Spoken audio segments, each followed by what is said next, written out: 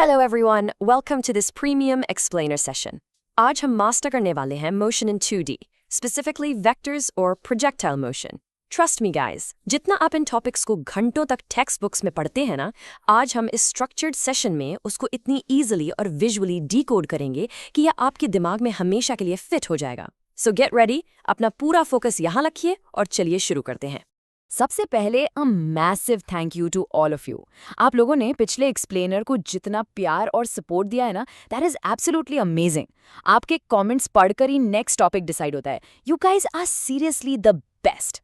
लेकिन अब बिना कोई टाइम वेस्ट किए let's dive straight into the action. अपनी कुर्सी की पेटी बांध लीजिए. तो आज का हमारा रोड मैप कुछ इस तरह है. हम कवर करेंगे स्केलर्स और वेक्टर्स के बेसिक्स, वेक्टर एडिशन के लॉज, उसके बाद समझेंगे कि प्रोजेक्टाइल मोशन आखिर है क्या, उसके टाइम, रेंज और हाइट के कॉन्सेप्ट्स, और फाइनली पैराबोलिक पाथ का mathematical proof. Let's conquer this. Alright, starting with our first foundational block, scalars or vectors basics. ये कॉन्सेप्ट्स ना फिजिक्स के बेसिक टूल्स हैं. It's just like gathering the right equipment before a big match. एक तरफ होते हैं scalars और दूसरी तरफ वेक्टर्स. स्केलर्स को सिर्फ मैग्नीट्यूड यानी अपनी वैल्यू से मतलब होता है, जैसे कि डिस्टेंस या स्पीड. आप किस डायरेक्शन में जा रहे हैं इससे इनको लिटरली कोई फर्क नहीं पड़ता. लेकिन वेक्टर्स, और they need magnitude and direction. Think of force और वेलोसिटी. अगर आपने इनकी डायरेक्शन नहीं बताई तो वेक्टर का काम पूरा नहीं होता. फिजिक्स में direction is everything. Moving on to the rules of 2D motion, vector addition K laws.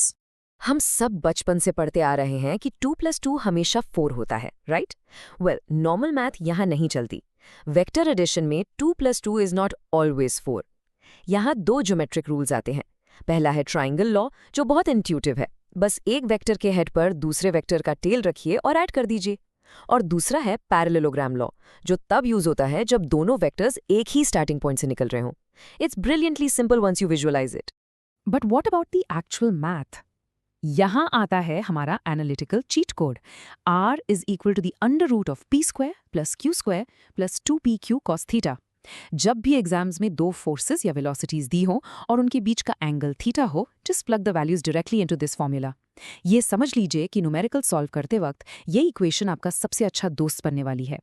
अब आते हैं अपने मेन टॉपिक पर, मोशन अंडर ग्रेविटी यानी प्रोजेक्टाइल मोशन. सो प्रोजेक्टाइल मोशन आखिर है क्या? इमेजिन करिए आपके फ्रेंड ने एक मस्त क्रिकेट शॉट मारा और आप लपक के कैच लेने के लिए हवा में डाइव मारते हैं. आपकी बॉडी हवा में एक आर्क बनाती है, जमीन पर गिरती है और शायद थोड़ी छिल भी जाए. वो जो कर्व्ड रास्ता था ना, एग्जैक्टली वही पैराबोलिक पाथ है. बेसिकली किसी ऑब्जेक्ट को हवा में फेंकने के बाद जब सिर्फ और सिर्फ ग्रेविटी उसको कंट्रोल करे तो उस 2 डायमेंशनल मोशन को हम प्रोजेक्टाइल मोशन कहते हैं. B it a football kick, an arrow या फिर अ डाइविंग फील्डर. और इसका एब्सोल्यूट गोल्डन रूल क्या है? Horizontal velocity never changes. क्यों? क्योंकि ग्रेविटी सिर्फ नीचे की तरफ खींचती है, वो ऑब्जेक्ट को आगे बढ़ने से थोड़ी ना रोकती है. On the other hand, vertical velocity continuously change होती रहती है ग्रेविटी की वजह से. और एक पॉइंट आता है, बिल्कुल टॉप मोस्ट पॉइंट, जहां वर्टिकल वेलोसिटी कंप्लीटली जीरो हो जाती है. अगर वहां जीरो नहीं होती तो ऑब्जेक्ट और ऊपर नहीं चला जाता. ये छोटा सा कॉन्सेप्ट आपके दिमाग में एकदम क्रिस्टल क्लियर होना चाहिए. Let's decode the key formulas now. Time, range और हाइट. यहाँ मैं आपके साथ एक बड़ी प्रो ट्रिक शेयर करने वाला हूँ. हमेशा ध्यान रखना, कभी भी टाइम ऑफ फ्लाइट मतलब ऑब्जेक्ट हवा में कितनी देर रहा या मैक्सिमम हाइट निकालनी हो तो सिर्फ ऊपर और नीचे देखना है. Meaning you only use Y axis equations. लेकिन अगर आपको रेंज निकालनी है यानी ऑब्जेक्ट हॉरिजॉन्टली कितना दूर गया तो सिर्फ आगे देखो. स्ट्रिक्टली एक्स एक्सिस की इक्वेशंस यूज करो. That is it. इतना ही सिंपल डिवीजन है ये. फॉर्मूलाज के लिए ये ट्रिक याद रखिए. टाइम ऑफ फ्लाइट होता है 2u sin theta by g. Height का फॉर्मूला है u² sin² theta by 2g. और रेंज है u² sin 2 थीटा बाई जी. अब इनमें एक चीज़ नोटिस करिए. वाई एक्सिस की कैलकुलेशंस के लिए हमने इनिशियल वेलोसिटी का वर्टिकल कंपोनेंट यानी u sin थीटा यूज़ किया. फॉर्मूलाज एग्जैक्टली वही हैं जो हम 1D मोशन में पढ़ते थे, बस u की जगह u sin थीटा आ गया. वैल्यूज प्लग इन करिए और आपका आंसर इंस्टेंटली आपके सामने होगा. अब एक प्रैक्टिकल सिचुएशन सोचिए. आपको एक फुटबॉल किक करनी है for the maximum possible distance. Range के फॉर्मूला में sin 2 थीटा होता है. अगर हमें इसकी मैक्सिमम वैल्यू चाहिए तो हमें इसको sin 90 करना होगा. which mathematically means theta absolutely must be 45 degrees. So, 45 degrees is that magic angle if you want to hit the absolute farthest horizontal distance. एक और माइंड ब्लोइंग और टोटली काउंटर इंट्यूटिव फैक्ट सुनिए।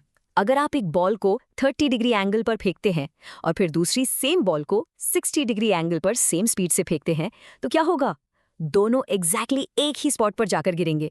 Literally the exact same range. इसको कहते हैं complementary angles rule. कोई भी दो एंगल्स जिनका सम 90 होता है, जैसे थीटा और 90 माइनस थीटा, उनकी रेंज हमेशा सेम होती है ना कमाल की बात? All right, final boss level पर आते हैं, पैराबोलिक पाथ का प्रूफ।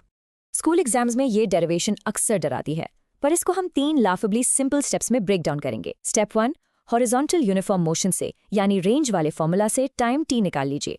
स्टेप 2, इस t की वैल्यू को उठाकर y एक्सिस की सेकंड इक्वेशन ऑफ मोशन में पुट कर दीजिए। और स्टेप 3, जब आप थोड़ी सी मैथ्स सॉल्व करेंगे तो जो फाइनल इक्वेशन बनेगी वो y = ax - bx² के फॉर्म में आएगी। ये एक मैथमेटिकली प्रूवन क्वाड्रेटिक इक्वेशन है जिसका कर्व हमेशा एक पैराबोला ही होता है। एंड बूम, हेंस प्रूव्ड, वो 5 मार्क्स सीधा आपके पॉकेट में। So, as we start wrapping up this session, अपने माइंड में ये एक क्विक और पावरफुल रिविजन समरी हमेशा के लिए लॉक कर लीजिए। The golden rule of 2D motion, horizontal velocity always remains constant.